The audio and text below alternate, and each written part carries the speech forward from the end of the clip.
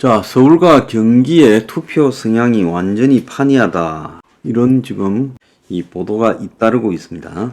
오늘 중앙일보 보더라도 여당은 서울에, 야당은 경기에서 기세를 올리고 있다.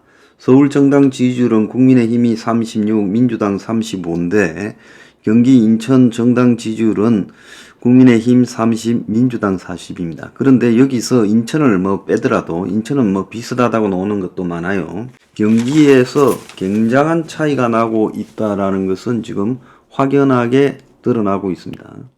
그래서 제가 얼마 전에 이번 총선에서 이 부동산 문제가 결정적일 수 있다라는 이야기를 몇 번 했는데 실제로 지금 경기에서 저렇게 여건에 불리하게 나오는 것은 부동산 가격 상승으로 30대, 40대가 경기로 이주했기 때문에 지금 그런 것으로 나오고 있습니다. 자, 그런데 이제 서울에는 고령층, 노인층이 주로 남아있기 때문에 여건의 지지가 높다. 지금 이런 이야기가 있어요. 그래서 부동산 폭등 때문에 30대, 40대, 20대도 마찬가지겠죠. 서울에서 도저히 견디지 못하고 경기도로 갔고, 그 사람들이 실제로 이제 이 월급을 받고 일하는 곳은 서울인 그 사람도 많을 것이고, 또 서울에 있다가 경기도로 이주당한 사람들이 느끼는 심정은 매우 좀 비참할 거예요. 그런 사람들의 이 심정이 쌓이고 쌓여서 지금 경기에서 여건에 매우 안 좋게 작용하고 있다라는 것은 여건에 이번 총선에 임하는 자세에 대한 매우 큰 잠재적 위험이 될 수 있다는 겁니다. 요즘 2030 영끌족의 위험에 대해서도 굉장히 지금 많이 보도가 나오고 있어요. 50대 뛰어넘은 2030 빚, 경매 나온 영끌집, 영끌족이 낙찰. 한심한 이야기죠. 그래서 이 영끌들이 집을 갖다가 이 정부의 정책 모기지론으로 지금 상승기에 샀다가 물린 사람들이 지금 굉장히 많을 거다. 이 숫자가 정확하게 안 나오지만 부동산 상승기에 집 샀던 사람이 대략 650만 명이라고 본다면, 650만 가구라고 본다면 이것이 어느 정도 큰 문제가 될 건가 지금 한번 봐야 될 거예요. 오늘 중앙일보는 아까 제가 이야기했던 부동산 폭등 영향으로 정치 지형이 변화했다.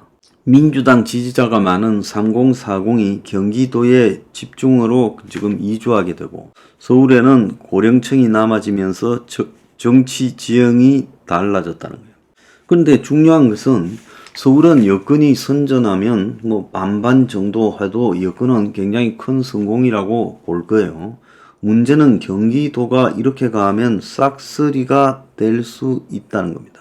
그래서 이번 총선에서 서울과 경기의 결과는 완전히 다를 수 있다는데 문제는 서울이 그렇다고 여건이 싹쓸이하지는 못할 것이고 경기가 이 야권에 싹쓸이 될 가능성이 매우 큰 그런 잠재적 불안이 있다는 겁니다. 이 부분에 대해서 여건이 크게 반성을 하고 대책을 내놔야지 저런 식으로 재개발 재건축으로만 가면 곤란하다는 겁니다. 그런데 지금 이 2030의 빚 이것도 굉장히 큰 문제라는 거예요. 2030의 가계부채가 50대보다 더 많다라는 거. 이 놀라운 이야기지 않습니까? 그래서 30대 이하의 가계대출 잔액이 514조 5천억. 저도 깜짝 놀랄 비중이라고 봅니다. 전체 가계대출의 27.6%라고 지금 이야기를 해요. 자, 30대면 이제 갓 돈을 좀 모으기 시작하는 단계에 있는 한참 지출도 많은 그런 나이에 젊은이들이 이렇게 가계빚이 많아서 50대 대출 규모보다 더 많다. 놀라운 일이 아닐 수 없습니다.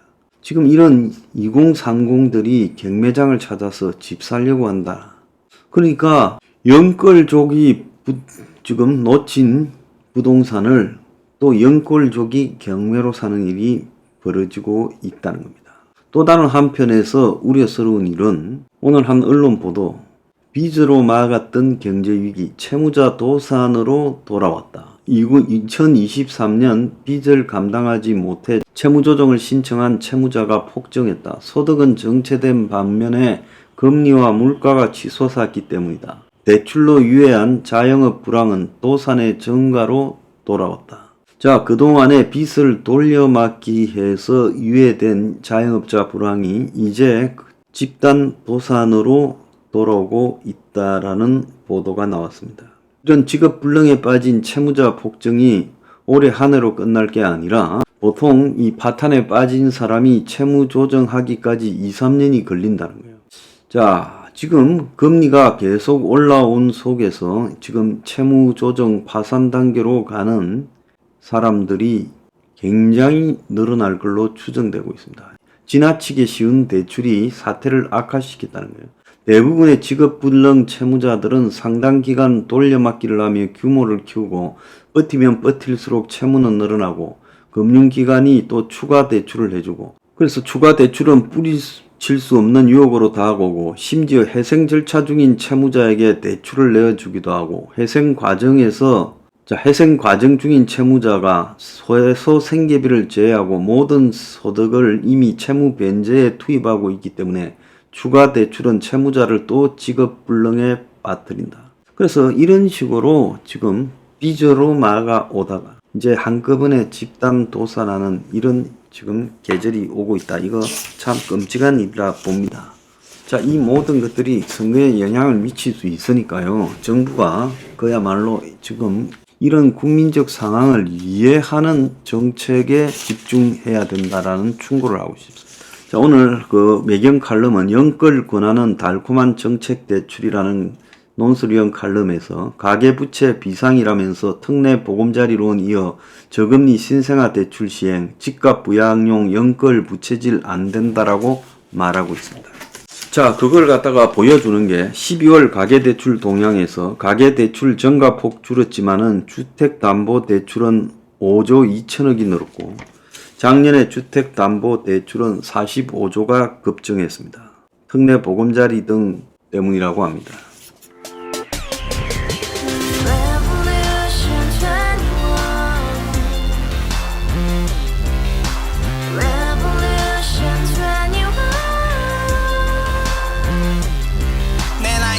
월세 30 코인빚만 300 서울에 온지 벌써 10년 아둥바둥 버텼지만 여전히 난 반지 하에 제왕 곰팡이 연문제약 내비랭 깡통 망통 완전히 폭망 고시원 창문만큼 작아진 내 꿈 연애 결혼 내 집 모든 게 헛꿈 1년 전 떠난 여친 울며 말했지 같이 써봤자 평생 가본 게 꼭꼭꼬라지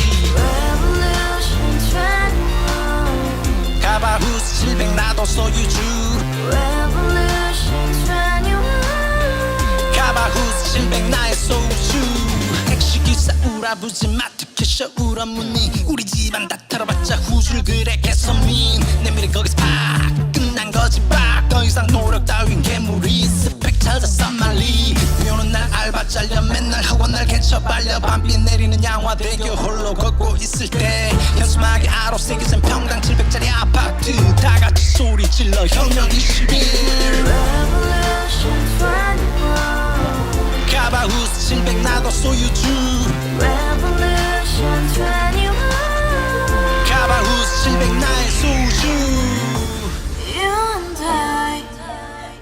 Together in the house, brand new day, and your dream had just begun. Revolution 21, only open happiness. 너의 곁에 내가 영원히 함께. 지금까지 정치인들 입만 열면 찝찝찝 개소리 멍멍멍 쳤다 하면 뻥 잘난 부모 만나 잘난 학교 나오면 뭐 하나 우동살이 꽉 찬 대가리 깡통 소리 텅텅 저 푸른 조원이의 그림 같은 집을 짓고 평상 4천 팔면 뭐해 평생 살 수 없는